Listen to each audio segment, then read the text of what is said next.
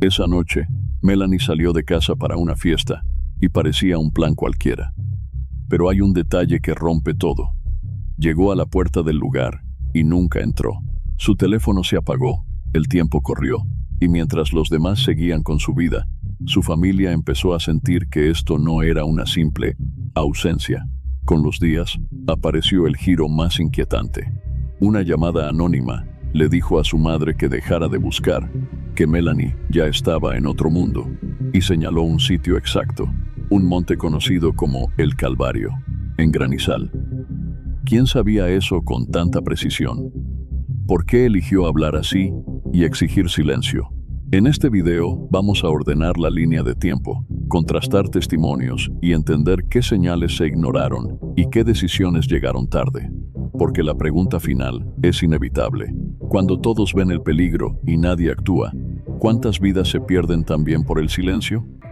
Melanie Stacy Amaya León nació el 22 de febrero de 2002 en San Rafael, un municipio del departamento de Antioquia, Colombia. Sus padres, William Amaya y María León, eran muy jóvenes cuando ella llegó al mundo, pero la recibieron con una alegría enorme. Habían soñado con tener una hija, y por fin ese deseo se hizo realidad. Más adelante, la familia creció con el nacimiento de Natalie, su hermana menor. Las dos niñas eran inseparables. Compartían juegos, risas y una complicidad que las unía profundamente. Desde pequeña, Melanie mostró una personalidad encantadora. Siempre estaba sonriendo y su actitud alegre contagiaba a todos. Tenía un toque coqueto. Le pedía a su madre maquillaje para jugar a pintar a sus muñecas. Aunque la situación económica no era fácil, sus padres hacían lo imposible para que a ella no le faltara nada. En la escuela destacaba por su desempeño. Era aplicada, inteligente y sus notas siempre eran de las mejores. Con el tiempo, Melanie fue desarrollando un carácter fuerte. Le gustaba tener la razón y no se dejaba convencer fácilmente, pero eso no afectaba la relación cercana que tenía con su mamá. A pesar de las discusiones ocasionales, siempre terminaban reconciliándose, hablando de todo y apoyándose mutuamente. Cuando Melanie llegó a la adolescencia, sus padres decidieron separarse en buenos términos. Poco después, María conoció a Rubén Morales y comenzaron una relación. Con el tiempo, se mudaron juntos, y tanto Melanie como Natalie se trasladaron con ellos al barrio Manrique, en Medellín. La convivencia con Rubén fue muy buena. Las chicas lo veían como a un segundo padre, y él siempre respetó el vínculo que tenían con William. Les dejaba claro que estaba ahí para acompañarlas, no para reemplazar a su papá. A los 16 años, Melanie ya era una joven muy atractiva, con una fuerte personalidad y muchos amigos que la querían. Le gustaba arreglarse, salir y divertirse. Fue en esa etapa cuando descubrió su gran pasión, la música electrónica. Quería ser DJ. Su familia, como siempre, la respaldó por completo. Comenzaron a ahorrar para comprarle una consola, convencidos de que su talento y determinación la llevarían lejos. Pero la vida no le dio la oportunidad de cumplir ese sueño. El jueves 28 de junio de 2018, Melanie se alistaba frente al espejo. Se maquillaba con entusiasmo para asistir a una fiesta, el cumpleaños de Isaac, su mejor amigo. Aunque ya lo habían celebrado la semana anterior, tenían planeado repetirlo. Esta vez en una discoteca, ubicada en la animada Carrera 45, una zona popular por su vida nocturna. Una vez lista, le avisó a su madre que saldría. María, como siempre, le pidió que tuviera cuidado y que no volviera muy tarde. La abrazó antes de verla subir al Uber rumbo a la fiesta, pero Melanie nunca llegó. Isaac, ya en la discoteca, notó enseguida su ausencia. La música electrónica retumbaba y el lugar estaba lleno. Empezó a buscarla por todos lados, mandándole mensajes, llamándola, pero no obtuvo respuesta. Pensó que quizás había ido con María Lodoño, la vecina y amiga más cercana de Melanie. Decidió no alarmarse y siguió con la celebración, esperando verla aparecer. A la mañana siguiente, a las 7, María se despertó y notó que Melanie no había vuelto. Su cuarto estaba exactamente como lo había dejado antes de salir. Intentó llamarla, pero el teléfono no daba tono, aunque pensó que tal vez se había quedado en casa de alguna amiga y se había quedado sin batería. Le parecía muy raro que no hubiera intentado comunicarse. Preocupada, contactó a Isaac, quien le confirmó que Melanie nunca entró a la discoteca. Supuso que quizás había terminado en otra fiesta. María empezó a llamar a todos los amigos y conocidos de su hija, pero nadie sabía nada. Finalmente, logró hablar con algunos chicos que aseguraron haberla visto llegar a la puerta del local, pero que no la vieron entrar. Pensaron que se había ido a otro lugar. El temor se volvió desesperación. María llamó a William, su ex esposo, para contarle lo que estaba ocurriendo. Él trató de calmarla, sugiriendo que quizás Melanie simplemente se había quedado a dormir en algún lugar sin señal, disfrutando el fin de semana largo. Pero las horas pasaban y no había noticias. Esa tarde, intentaron hacer la denuncia en la comisaría, pero al ser feriado, les dijeron que tendrían que esperar hasta el lunes. A pesar de los intentos por mantenerse tranquilos, ambos padres sentían lo mismo. Algo andaba mal. María, Rubén y William no se quedaron de brazos cruzados. Apenas asimilaron que Melanie no aparecía, comenzaron a buscarla por cuenta propia. Visitaron una por una las casas de sus amigos, recorrieron parques, caminaron las calles cercanas a las discotecas donde solía ir. No dejaron rincón sin revisar. Al no obtener resultados, decidieron dar un paso más. Empapelaron la ciudad con carteles que incluían una fotografía tomada la misma noche en que Melanie desapareció. En ella se la veía con una blusa corta, jeans celestes y zapatillas blancas. Debajo de la imagen, detallaron su aspecto físico: delgada, baja, de cabello negro y ojos café. También mencionaron sus tatuajes, que eran muy distintivos. Tenía una rosa en el pecho, una luna en el antebrazo, alas en la espalda y dos marcas aún más personales: un pez koi en la pierna derecha, que cubría una antigua quemadura, y la frase Crazy Life, tatuada justo debajo de la clavícula. Además, llevaba un piercing en el ombligo y una cicatriz abdominal producto de una operación de peritonitis.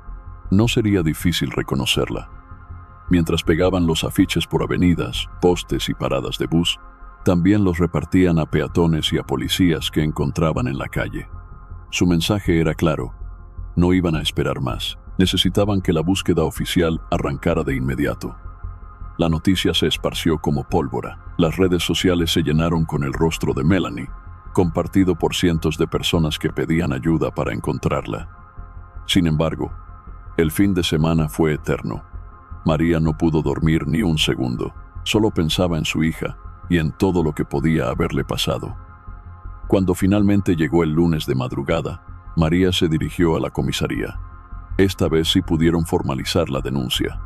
Al tratarse de una menor de edad, el caso se activó como urgente. La policía empezó a buscar en hospitales, clínicas, incluso en las morgues, pero no encontraron ninguna pista. Melanie no estaba en ningún registro. Los días comenzaron a pasar más lentos y pesados. La esperanza seguía viva, pero también lo hacía la angustia, hasta que, finalmente, algo surgió. La primera pista apareció. Un hombre se presentó en la comisaría con información que podría cambiar el rumbo de la investigación. Aseguró haber visto a Melanie la noche del 28 de junio, cerca de la cancha de fútbol El Pomar, en las inmediaciones del barrio Manrique. Según su relato, la joven parecía desorientada, con la ropa sucia y signos visibles de haber sido golpeada. Estaba acompañada por un muchacho vestido con ropa ancha, gorra y zapatillas deportivas grandes. Durante el tiempo que permanecieron allí, Melanie no dijo una palabra. Se quedó inmóvil en un rincón, como si no registrara nada a su alrededor. Aunque el testimonio abrió una nueva línea, no era suficiente para dar con su paradero. La descripción del joven era demasiado vaga. Muchos chicos en el barrio vestían de forma similar. Pero para María hubo un nombre que saltó de inmediato: Miguel Ángel Naranjo, el exnovio de Melanie. Tenía 18 años, y la relación entre ellos había terminado mal. 3 meses antes, María le pidió a Natalie, la hermana menor, que intentara contactarlo. Cuando hablaron, Miguel dijo no saber nada. Aseguró que hacía semanas que no veía a Melanie. Se mostró afligido. Incluso dijo que no se perdonaría si algo le pasaba, porque todavía la quería. Pero en los días siguientes, nuevos testimonios pusieron en duda sus palabras. Varios testigos afirmaron haber visto a Melanie y Miguel juntos la misma noche de la desaparición. En una fiesta, dijeron que él estaba muy borracho. Esas declaraciones encendieron las alarmas en la fiscalía. A partir de ese momento, Miguel se convirtió en el principal sospechoso. Consiguieron una orden para allanar su vivienda, pero no hallaron ningún indicio que vinculara el lugar con Melanie. Una vez más, el caso volvió a un punto muerto. El 5 de julio, una semana después de la desaparición, María se despertó con el corazón oprimido. La angustia era insoportable. No podía seguir viviendo en la incertidumbre. Se arrodilló a rezar y le pidió a Dios que, fuera como fuera, le permitiera encontrar a su hija, viva o muerta. Ese mismo día, su teléfono sonó. El número era desconocido, pero contestó sin dudar. Al otro lado, una voz anónima le dio un mensaje desgarrador. Le dijeron que dejara de buscar a Melanie, porque ya no pertenecía a este mundo. Estaba enterrada, aseguraron, en un paraje llamado El Calvario. Antes de que pudiera hacer más preguntas, la persona le suplicó que no dijera nada a la policía. Confesó que no había hablado antes por miedo. Apenas colgó el teléfono, María no perdió tiempo. Corrió a la comisaría y junto a Rubén y 2 agentes, se movilizó de inmediato hacia el lugar mencionado en la llamada, un cerro conocido como El Calvario, ubicado en la Comuna 1, barrio Granizal de Medellín. También alertó a todos sus conocidos. Necesitaban toda la ayuda posible. El terreno era amplio, cubierto de vegetación densa y accesos complicados. Para llegar, había que subir largas escaleras empinadas y atravesar zonas tomadas, donde caminar ya suponía un riesgo. Al llegar, decidieron dividirse para cubrir más área. Rubén se dirigió hacia un sector repleto de matorrales, detrás de una de las casas precarias. Mientras avanzaba, notó algo raro en el suelo. Marcas profundas, como si algo o alguien hubiese sido arrastrado por ahí. Siguió el rastro con cautela, hasta que el aire se volvió irrespirable. Un enjambre de moscas giraba sobre una parte del terreno. Rubén tomó un palo y comenzó a remover unas piedras. Al desplazar una de ellas, se encontró con una imagen que lo dejó paralizado. Los restos de lo que parecía ser una persona. Llamó de inmediato a los policías más cercanos. En un primer momento, pensaron que podría tratarse de un animal, ya que en esa zona era común encontrar restos. Sin embargo, al seguir removiendo piedras y tierra, se dieron cuenta de que estaban ante algo mucho más serio.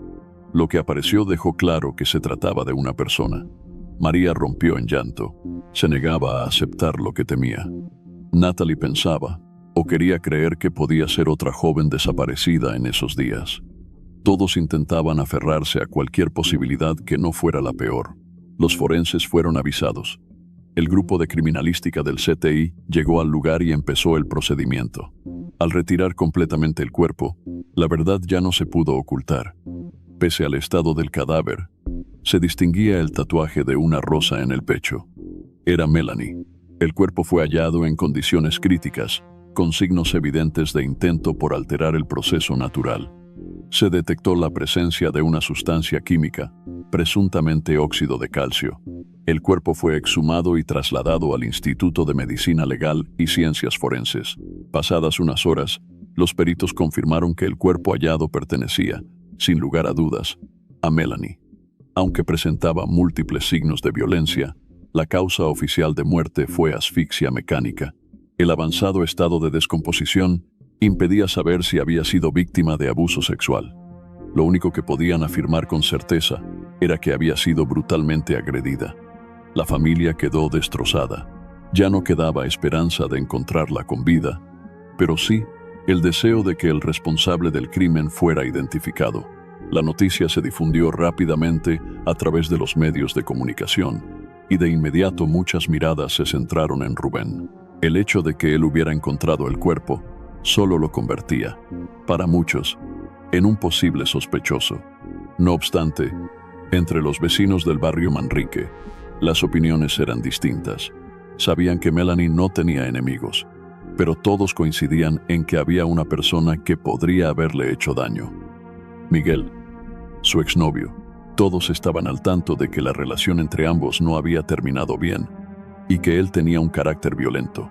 En paralelo, Miguel continuaba enviando mensajes a la familia de Melanie, expresando su angustia por la pérdida y asegurando que había hecho todo lo posible por encontrarla. Sin embargo, sus palabras ya no convencían a nadie. Un grupo de vecinos, indignados, se presentó en su casa con intenciones de hacer justicia por mano propia. Aprovechando la situación, la policía lo sacó del lugar alegando que era por su seguridad, aunque en realidad lo llevaron para interrogarlo. La declaración fue breve. Miguel afirmó ser inocente y lo dijo con firmeza. Como no existían pruebas en su contra, fue liberado. Casi al mismo tiempo, Rubén quedó oficialmente fuera de la investigación, ya que no había ninguna evidencia que lo vinculara con el asesinato de su hijastra. A pesar de ello, Miguel seguía siendo el principal sospechoso. Los investigadores comenzaron a ahondar en la relación que había tenido con Melanie. Según personas cercanas a la joven, se conocieron en 2016, cuando ella tenía 14 años y él 17. Melanie había organizado una fiesta junto a sus mejores amigas y contrataron a un DJ. Ese DJ era Miguel.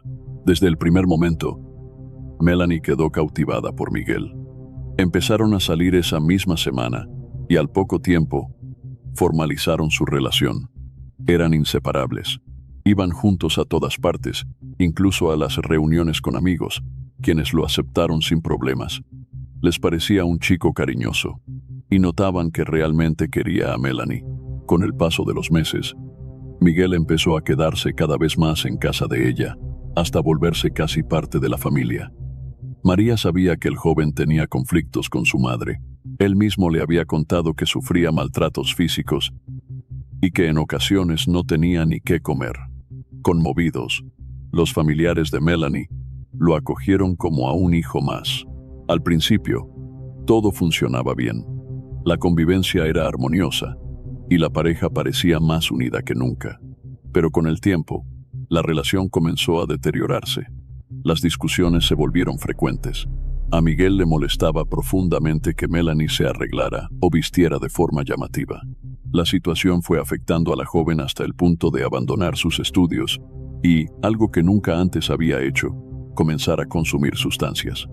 María lo notó de inmediato y enfrentó a su hija.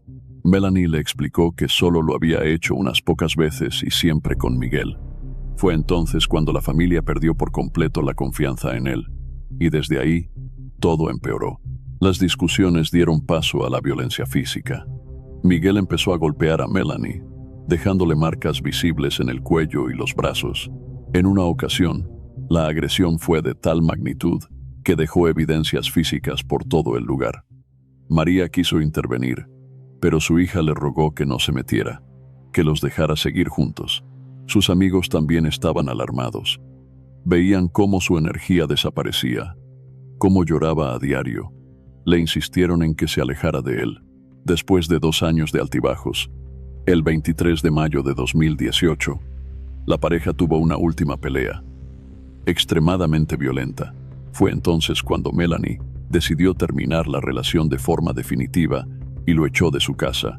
Pero Miguel no aceptó la ruptura. Empezó a seguirla, a acosarla.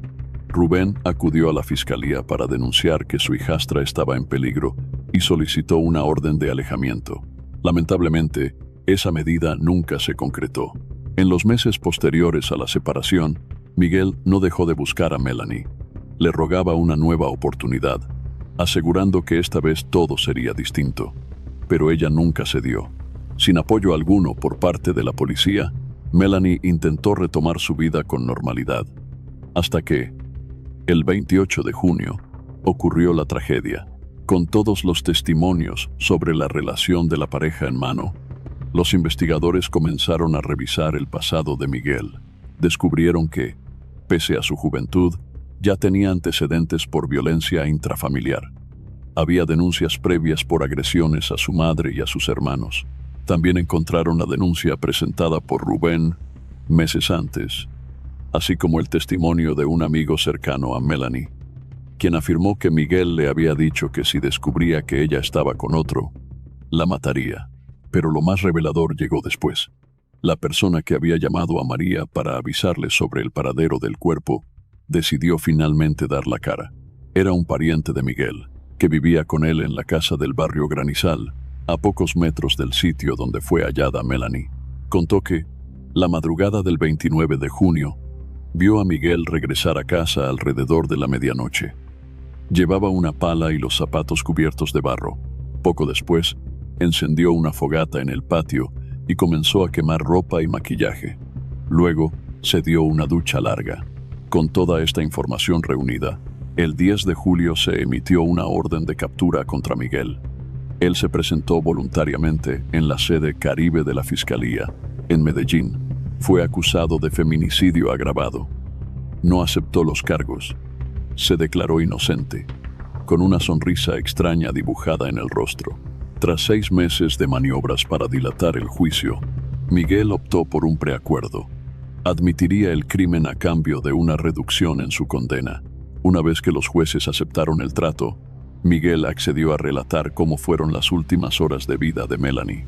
El 28 de junio de 2018, Miguel se cruzó con Melanie frente a la discoteca donde se celebraba el cumpleaños de Isaac. Se acercó a hablar con ella, pero pronto notó que estaba escribiéndose con otro chico. La escena desató en él una ola de celos que no pudo controlar. No podía aceptar que ella ya tuviera a alguien más en su vida. La discusión que siguió fue intensa y rápidamente escaló. Miguel reaccionó con violencia durante la discusión y la situación se salió de control. Horas más tarde, ambos se trasladaron a una cancha de fútbol, donde la discusión se intensificó. Según el testimonio, en medio del altercado, Miguel reaccionó de forma violenta y le quitó la vida a Melanie. Luego intentó encubrir lo ocurrido arrojando una sustancia química sobre el cuerpo, algo que según él había visto en una película. Más tarde, regresó a su casa y destruyó la ropa y pertenencias de la joven. En su confesión, Miguel intentó justificarse, diciendo que estaba bajo los efectos de las drogas. Sin embargo, su relato fue vago y evasivo. No especificó con claridad el lugar exacto donde le quitó la vida, ni explicó con precisión cómo escondió el cuerpo. Los investigadores dedujeron que después de llevarla al polideportivo, la convenció de ir con él a un sitio apartado, cerca del lugar donde finalmente la enterró. Lo único claro era que Miguel había cometido el crimen, motivado por los celos y una obsesión enfermiza. Los peritajes psicológicos revelaron que tenía una personalidad violenta, posesiva y con tendencia a la agresión. No obstante, también se concluyó que al momento del asesinato estaba plenamente consciente de sus actos, por lo que debía enfrentar un juicio formal. El viernes 18 de enero de 2019, casi 7 meses después del homicidio, se celebró la primera audiencia en el Palacio de Justicia de la Alpujarra. Miguel fue declarado culpable de feminicidio agravado y condenado a 34 años y 8 meses de prisión. Al escuchar el veredicto, pidió perdón tanto a la familia de Melanie como a la sociedad. Fue trasladado a la cárcel de Pedregal, en Medellín. Aunque los familiares sintieron que se había hecho justicia, dejaron claro que jamás podrían perdonarlo. La tragedia los unió aún más. El padre biológico de Melanie agradeció públicamente, a través de su cuenta de Facebook, todo el apoyo recibido durante el proceso. Reconoció que la sentencia no le devolvería a su hija, pero al menos representaba un precedente. No todos los feminicidios quedaban impunes. Cerró su mensaje con el hashtag "Ni una menos". Sin embargo, quedó una herida abierta. Las autoridades ya sabían que Miguel era peligroso. Si la orden de alejamiento solicitada por Rubén se hubiera aplicado a tiempo, quizá Melanie seguiría viva. ¿Qué crees que pasó realmente aquella noche? ¿Qué lección te deja la historia de Melanie? ¿Qué crees que deberíamos hacer como sociedad para evitar que casos así se repitan en el futuro? Deja tu opinión en los comentarios y no olvides suscribirte al canal.